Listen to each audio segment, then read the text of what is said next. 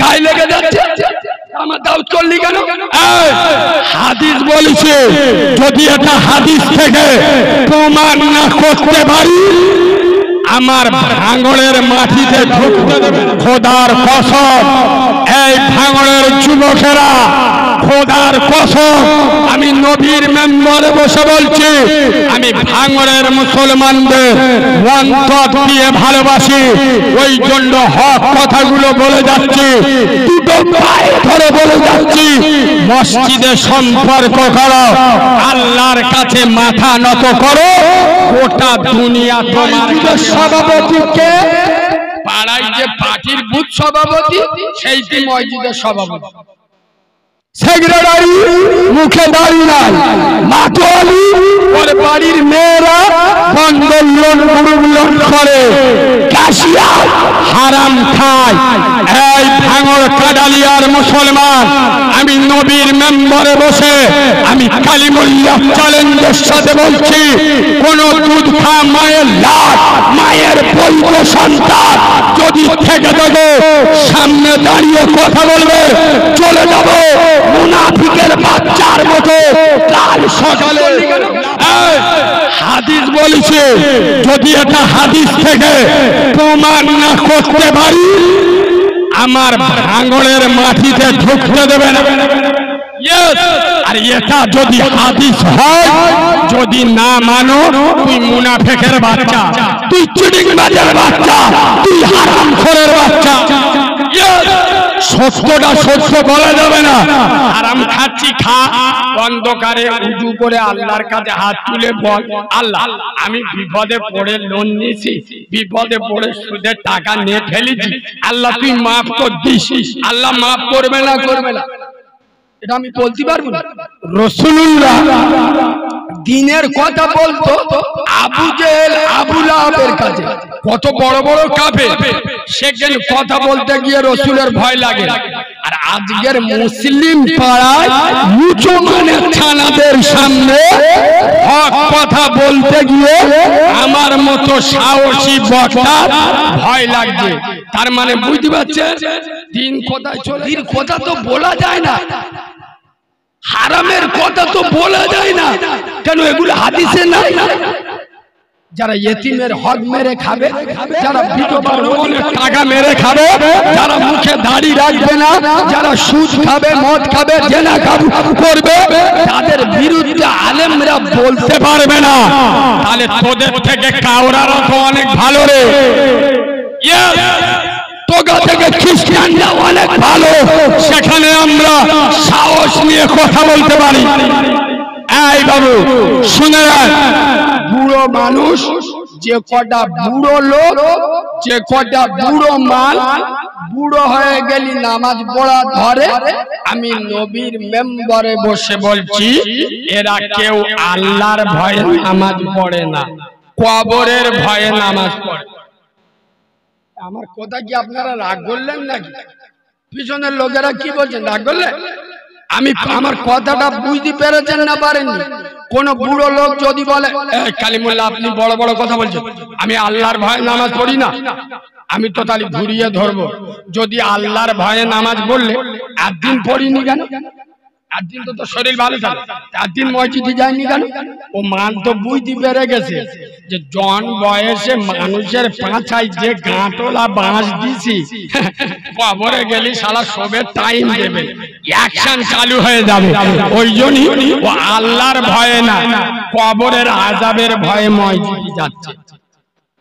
এই বাবু খোদার কসম, এই ভাঙড়ের যুবকেরা, খোদার কসম, আমি নবীর মেম্বারে বসে বলছি, আমি ভাঙড়ের মুসলমানদের অন্তর দিয়ে ভালোবাসি, ওই জন্য হক কথাগুলো বলে যাচ্ছি, দুটো পায়ে ধরে বলে যাচ্ছি, মসজিদে সম্পর্ক করো, আল্লাহর কাছে মাথা নত করো, গোটা দুনিয়া তোমার কাছে মাথা নত করবে।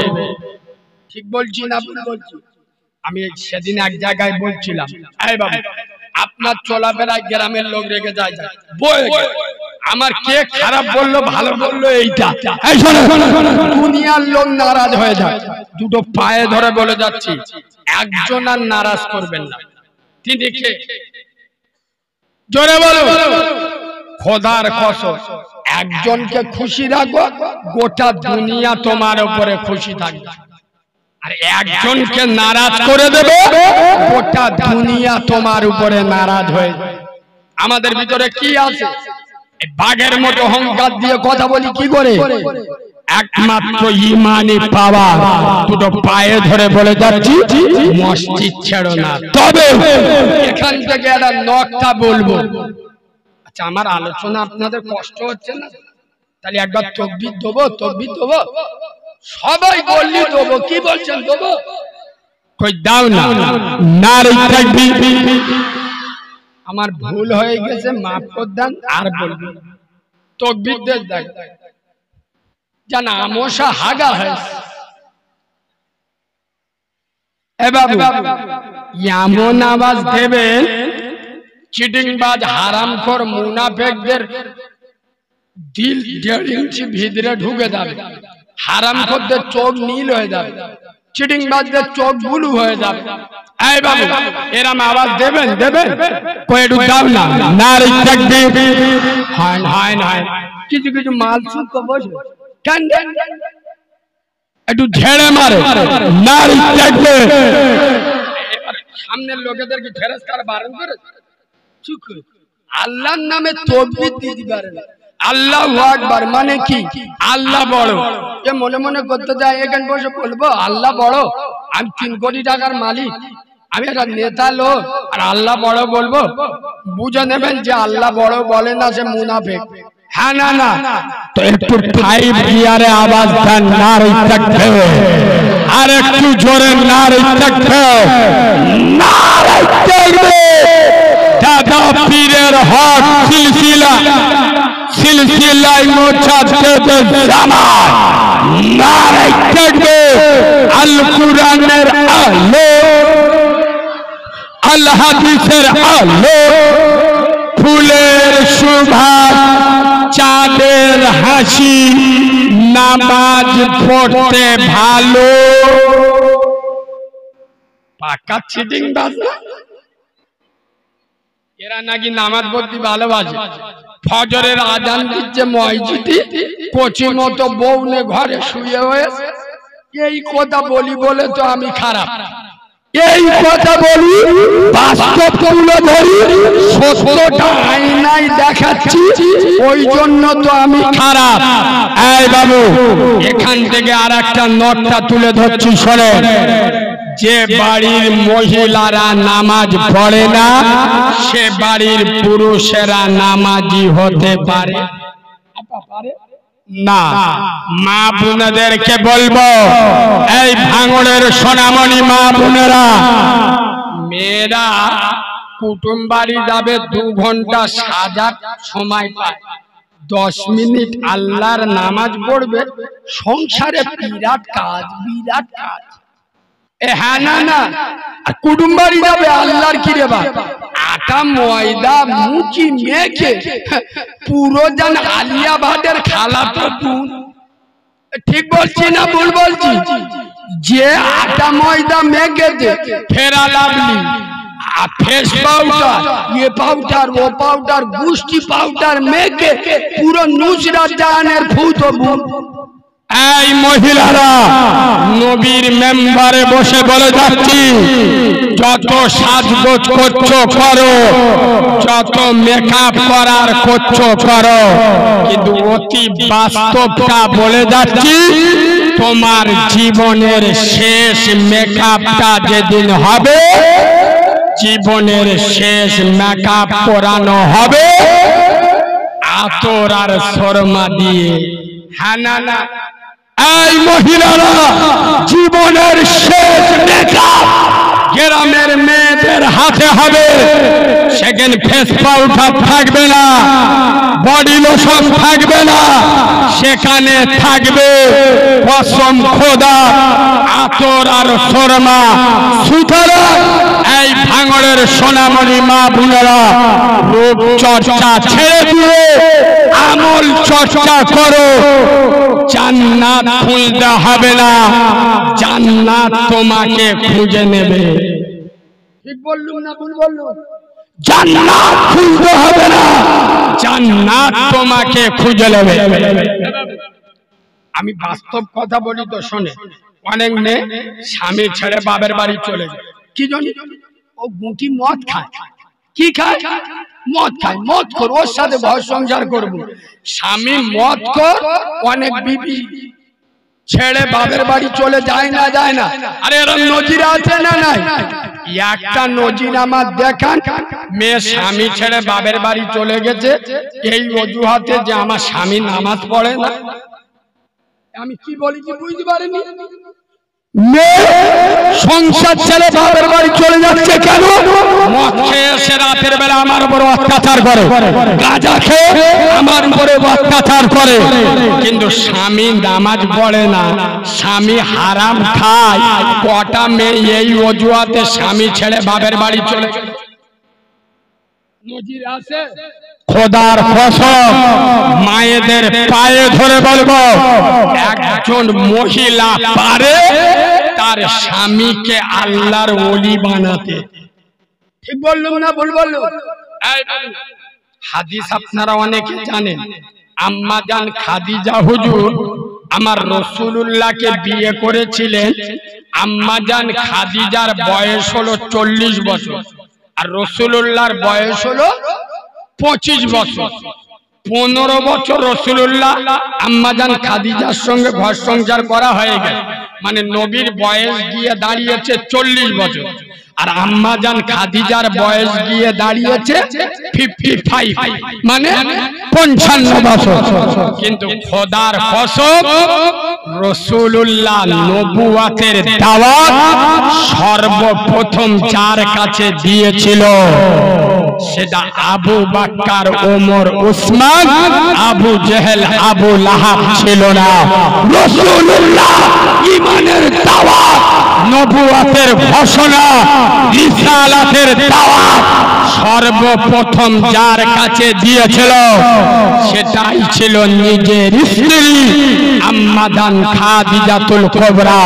বুকে হাত দিয়ে বলো ভাঙড়ের মুসলমান, খোদার কসম 15 বছর ঘর সংসার করার পরে আম্মা জান খাদিজা এক বাক্যে বলেছিল, ইয়া রাসূলুল্লাহ, আপনি যে আল্লাহর মনোনীত রাসূল, আমি খাদিজা সাক্ষী দিচ্ছি, এটা বিন্দু মাত্র সন্দেহ নাই।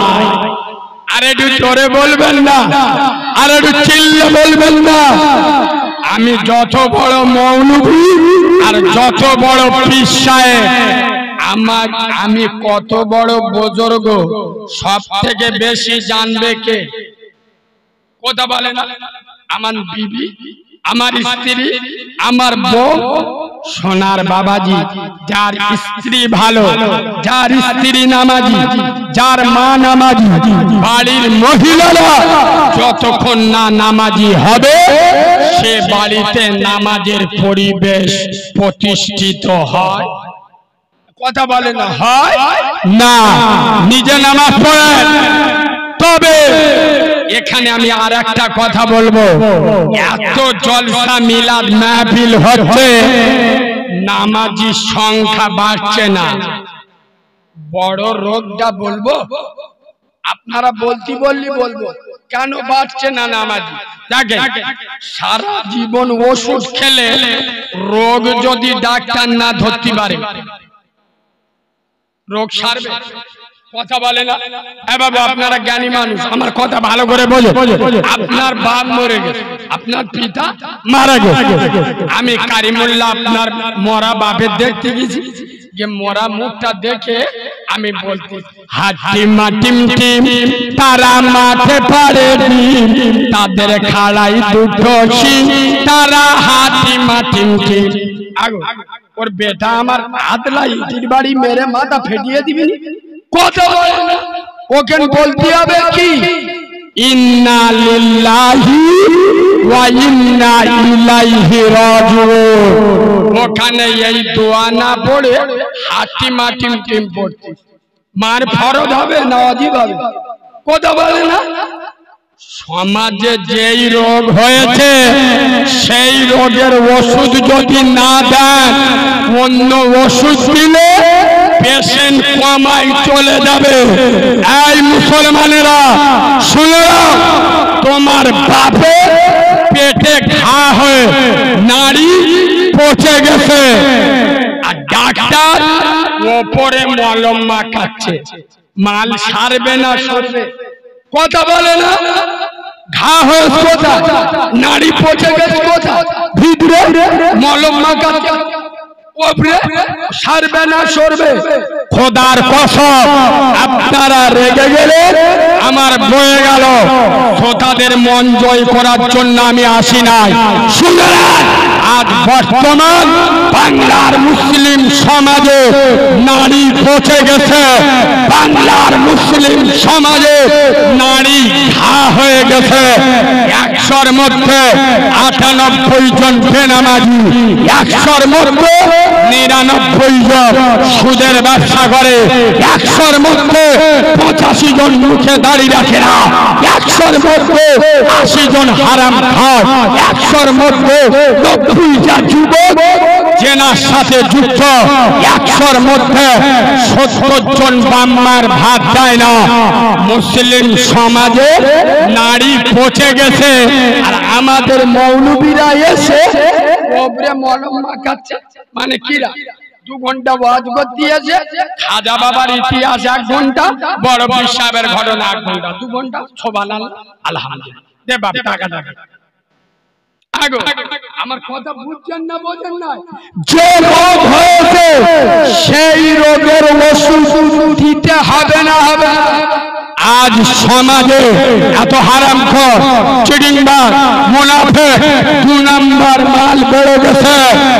সব থেকে বড় কারণ আপনার বুঝতে হবে, সব থেকে বড় রোগ আপনার বার করতে হবে।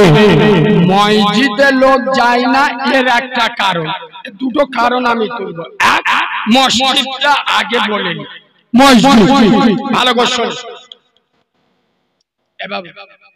জলসা করতে এইছি, আমি গাড়িতে লেবিছি, যে বাড়িতে বসেছে ওই বাড়ি থেকে বইছি, 2টো ভাত খেয়েছি, স্টেজে চলে।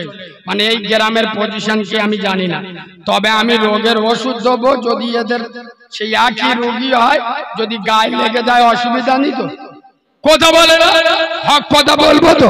শোনে, মসজিদের সেক্রেটারি, মসজিদের সভাপতি, মসজিদের মাতোয়ালি, মসজিদের ক্যাশিয়ার, কজন হলো?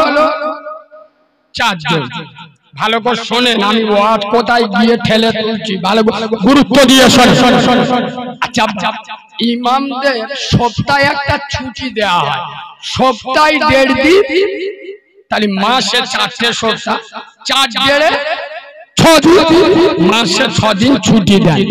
শুক্রবার আপনারা মসজিদে নামাজ পড়তে যাবেন, গিয়ে বলবেন মসজিদের সেক্রেটারি, সভাপতি, ক্যাশিয়ার, মাতোয়ালি, এই 4 জন ইমাম মাসে 6 দিন বাড়ি যাবে। এই 6 দিন সভাপতি, সেক্রেটারি, ক্যাশিয়ার, মাতোয়ালি, এরা 4 জন 1.5 দিন করে মাসে 6 দিন এরা 4 জন নামাজ পড়াবে। খোদার কসম, আমি নবীর মেম্বারে বসে বলে যাচ্ছি, মসজিদ কমিটিতে থাকার পোকা মরে যাবে। ঠিক বললুম না ভুল বললুম? মসজিদের সভাপতিকে, পাড়ায় যে পার্টির বুথ সভাপতি, সেইটি মসজিদের সভাপতি। সেক্রেটারি মুখে দাঁড়িয়ে নাই, মাতোয়ালি ওর বাড়ির মেয়েরা বন্ধন লোন লোন করে, ক্যাশিয়ার হারাম খায়। এই ভাঙর কাডালিয়ার মুসলমান, আমি নবীর মেম্বারে বসে আমি কালিমুল্লাহ চ্যালেঞ্জের সাথে বলছি, কোন দুধ খা মায়ের লাট, মায়ের বৈধ সন্তান যদি থেকে থাকে সামনে দাঁড়িয়ে কথা বলবে, চলে যাব মুনাফিকের বাচ্চার মতো, কাল সকালে লাফাবে না। আমি নবীর মেম্বারে বসে এতগুলো মেয়ে যেখানে আছে, আমি চ্যালেঞ্জ করে যাচ্ছি যে চিটিং বাচ্চা, মুনাফিকের বাচ্চা, যে একত্র নামাজ পড়ে না, যার মুখে দাড়ি নেই, যার বাড়ির মেয়েরা বন্ধন মুরুলন করে, যে হারাম খায়, ও মুসলিমবাদের বাচ্চা, ও মুনাফিকের বাচ্চা, মসজিদ কমিটিতে থাকার কোনো যোগ্যতা নাই।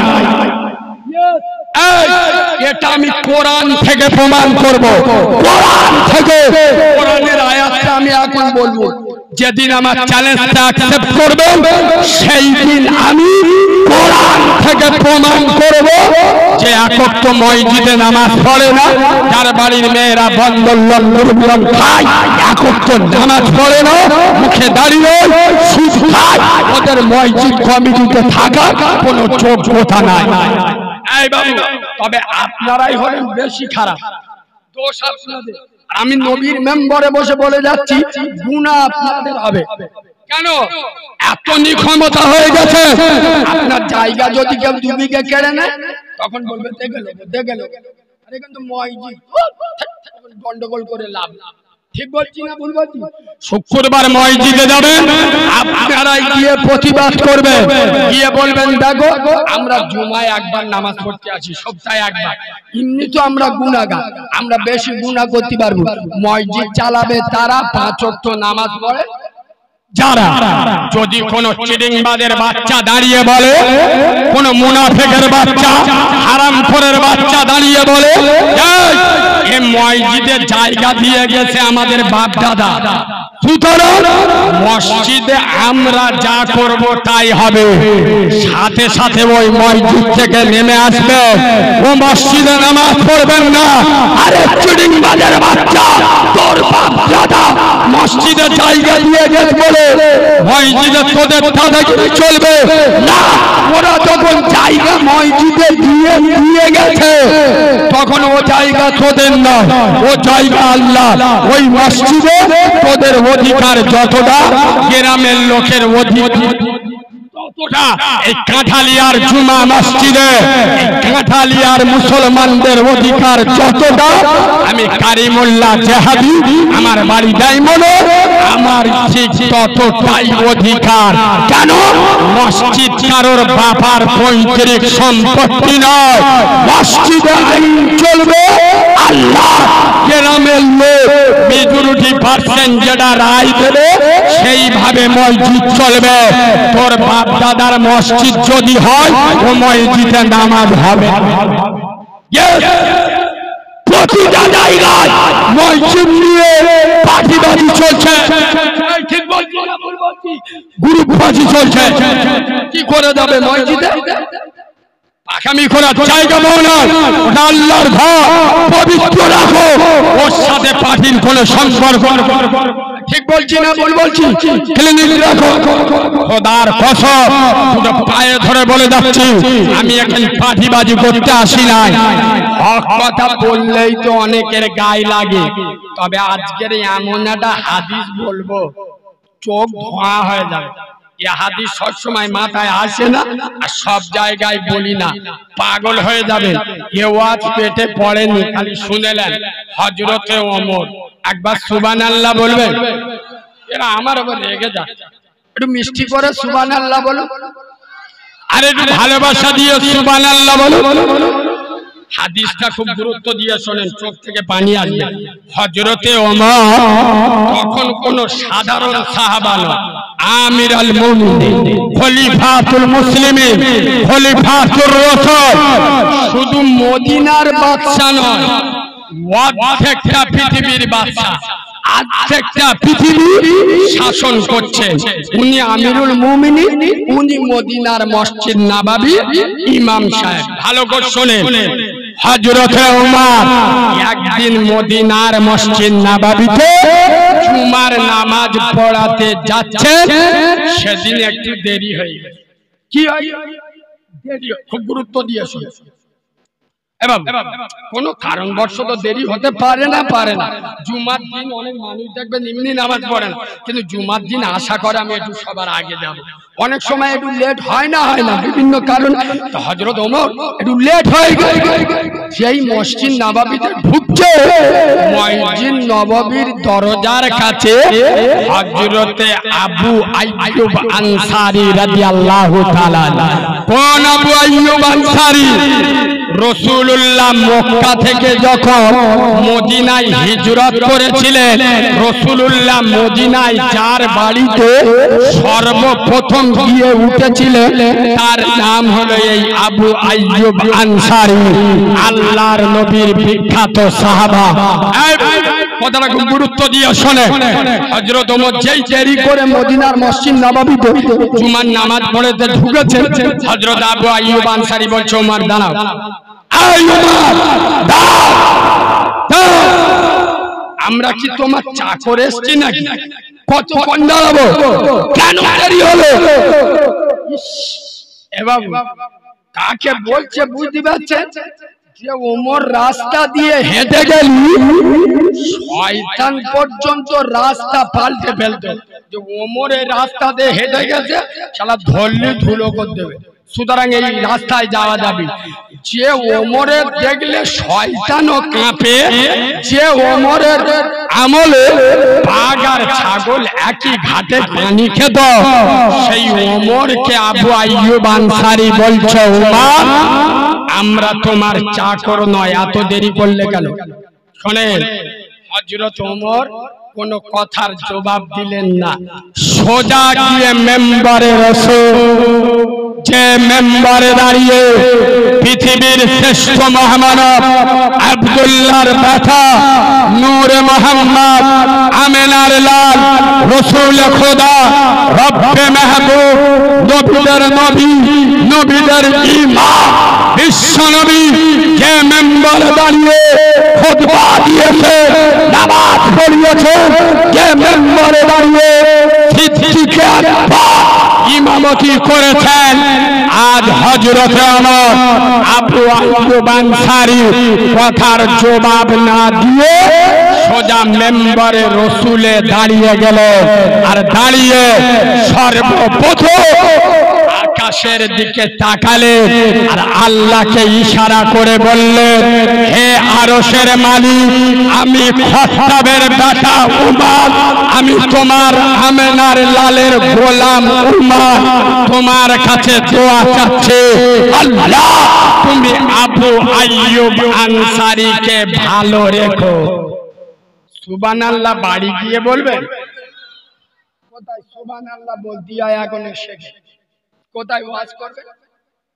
হযরত ওমরকে ধমক দিলেন আবু আইয়ুব আনসারী, আর হযরত ওমর মেম্বারে দাঁড়িয়ে প্রথম দোয়া করছে, আল্লাহ তুমি আবু আইয়ুব আনসারীকে ভালো রেখো। কেন? আল্লাহ আমি ওমর বলছি, এই আবু আইয়ুব আনসারীর মতো সৎ মানুষ, প্রতিবাদী মানুষ যতদিন থাকবে, মুসলিম লিডারগুলো, মুসলিম বাদশাগুলো, মুসলিম নেতাগুলো বাদরামি করবে না, ভুল রাস্তায় যাবে না, যুগে যুগে আবু আইয়ুব আনসারী তৈরি হবে, আর মুসলিম নেতাদের দিককে ঠিক করে দেবে, ভুল হলে ধরবে। তো হযরতে ওমর আবু আইয়ুব আনসারীর জন্য দোয়া করলেন। তারপরে বললেন, হে মদিনার সম্মানিত রাসূলুল্লাহর সোনার সাহাবারা, শোনো, প্রথমে আমি তোমাদের কাছে ক্ষমা চেয়ে নিচ্ছি। কেন? আমার একটু লেট হয়ে গেছে। তবে কেন লেট হয়েছে? হে মদিনার সোনার সাহাবারা, আমার নবীর সোনার সঙ্গীরা, তোমাদের কাছে আমি মিথ্যা বলবো না রে। সুয়াই মেম্বারে দাঁড়িয়ে, এটা হলো মেম্বারে রাসূল, আমি খাত্তাবের বেটা উমর মিথ্যা বলবো না রে। এ মদিনার সাহাবারা, আজ কেন দেরি হয়েছে শুনে নাও। আজ মদিনার মসজিদ নববীতে দাঁড়িয়ে আমি খাত্তাবের বেটা আব্দুল্লাহর বাপ, আমি হযরত ওমর ইসলাম জাহানের দ্বিতীয় খলিফা আল্লাহর নবীর মসজিদে দাঁড়িয়ে আমি আল্লাহকে সাক্ষী রেখে বলছি রে, আমার গায়ে এই যে জুব্বাটা দেখতে পাচ্ছ, আমার গায়ে এই যে জামাটা দেখতে পাচ্ছ, খোদার কসম আমি আমিরুল মুমিনিন খলিফাতুল মুসলিমিন খলিফাতুর রাসূল, আমি 22 লক্ষ বর্গ মাইলের নেতা, আমি ওমর আল্লাহর নামের শপথ করে বলছি, আমার কাছে এই একটা জামা ছাড়া, একটা জুব্বা ছাড়া দ্বিতীয় কোন জামা আমার নাই রে।